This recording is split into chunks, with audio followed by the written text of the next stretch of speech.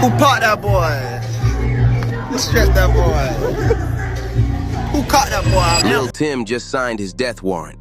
November 6th, 2025, exactly 5 years after King Von died, he posted this. Who caught that boy, man? And within 24 hours, his grandfather was dead. Same date. Oblock's calling it cosmic revenge. Here's why they're right. NBA. YoungBoy drops a freestyle called Zero IQ. Disrespectful toward King Von, but nothing new in rap beef. Then Lul Tim does something insane. He jumps on TikTok, stares into the camera, and raps the most disrespectful bars word for word while smiling. Who popped that boy? Who stretched that boy? Who caught that boy, man? No code, no subliminal, just pure bragging about Von's death in front of millions. But here's the part that proves this wasn't random. The date, November 6th, 2025. Exactly 5 years to the day Von died. You might think, okay, same date, coincidence. But here's what makes this different. That same day, November 6th, 2025, Lul Tim's grandfather passed away. The man who raised him, his father figure. Same date, 5 years apart. Von supporters immediately called it spiritual payback, cosmic justice. Von reaching from the afterlife to touch Tim's family the same way Tim touched his. But here's what nobody caught. Lul Tim knew his grandfather died that morning. The TikTok was posted after he found out, which means he chose to post that disrespectful video on the same day he lost his grandfather and the anniversary of Von's death. That's not coincidence. That's warfare. But why? Why risk everything when Oblock's been hunting him for 5 years? The answer is simple: relevance. And Muna Ike just exposed the whole strategy. Muna Ike, one of Oblock's most vocal members, went straight at Lul Tim in an interview with FYBJ Maine. I ain't never seen that man with YoungBoy before that shit happened with V-Roy, you see what I'm saying? It's like he using that nigga like as a face card to be around him, like to make them look a little tough. Let me break down what Ike just revealed. Lul Tim wasn't around NBA YoungBoy before November 6th, 2020. He was just Quando Rondo's homeboy from Savannah. Not a street legend, not a player, just a loyal friend who happened to be armed that night. But after Von died, everything changed. Suddenly, Tim's everywhere next to YoungBoy, traveling, performing, moving like inner circle. Before Von's death, Tim was nobody in the industry. After Von's death, Tim became YoungBoy's right-hand man. Ike is saying Tim is using Von's death as a face card, street currency for relevance and protection. Without that moment, Tim stays in Savannah, unknown. But because of that night, he got access to YoungBoy's fame, money, and 24/7 security.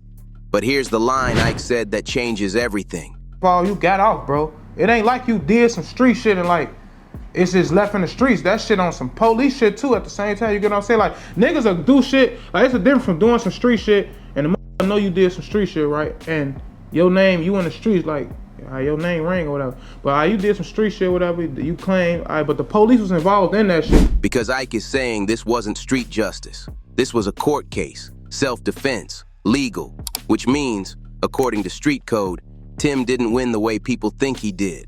So why is Tim bragging about a court victory like it's a street victory? What's he trying to prove? And more importantly, what is Oblock planning to do about it? To understand why Oblock is this angry, here's what actually happened. November 6th, 2020.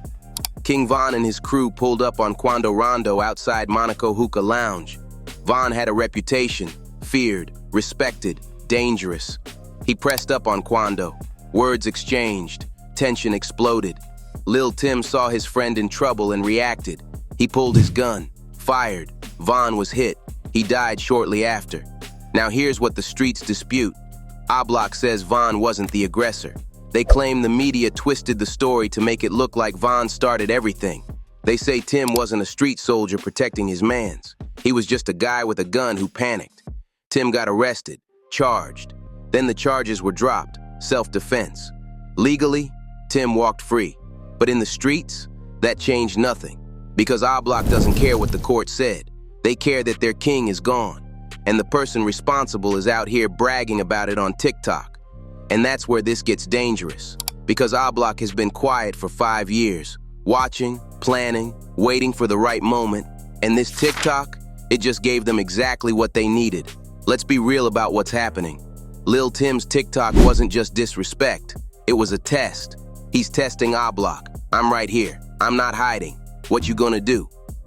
Option A, Oblock stays quiet. Tim wins. He gets to brag, stay relevant, keep his face card with YoungBoy. Option B, Oblock responds. The cycle continues. Someone gets hurt. Someone goes to jail. Someone dies. And here's why this situation is so dangerous. Oblock can't stay quiet. Not after this. Because if they don't respond, they lose respect in the streets. Other crews see them as weak. Von's legacy gets disrespected even more.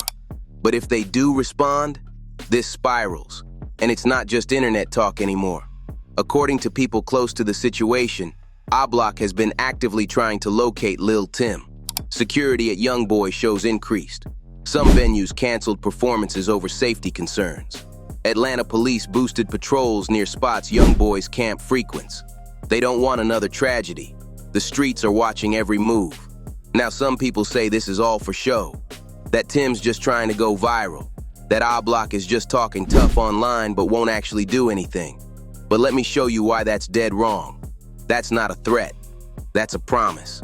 And when you look at Chicago drill history, FBG Duck, Lil Jojo, King Von himself, you realize these situations don't end with talking. They end with tragedy. But here's the craziest part nobody's connecting. Remember how I said Oblock's been quiet for 5 years? That's because they've been waiting for Tim to slip up exactly like this. This TikTok isn't just disrespect. It's the legal justification they needed. Think about it. Self-defense works both ways.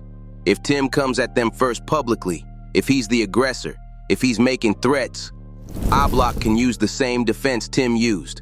And that's why this TikTok was the biggest mistake of his life. Look, here's what bothers me most. King Von was 26 years old when he died. 26. A gifted storyteller who could have built an empire if he'd walked away from the streets sooner. Lul Tim is still young. He could be building something real, raising a family, launching a business, changing his community. Instead, both trapped in a cycle that started before they were born. Generations of beef, passed down like cursed heirlooms. And social media, gasoline on a fire that never burns out. I'm not here to pick sides. I'm not Oblock. I'm not 4KT. I'm just trying to make sense of why young black men keep losing their lives over situations that could have been avoided. And that's why I break these stories down for you. The headlines don't tell you the full picture. The blogs don't explain the psychology. The media just wants clicks. But here, we dig deeper. We look at patterns. We ask hard questions. We connect dots everybody else misses. So if you want to understand what's really happening in hip-hop, not surface-level drama, but the psychology, the street politics, the generational trauma, this is where you need to be. Hit that like button. Drop a comment.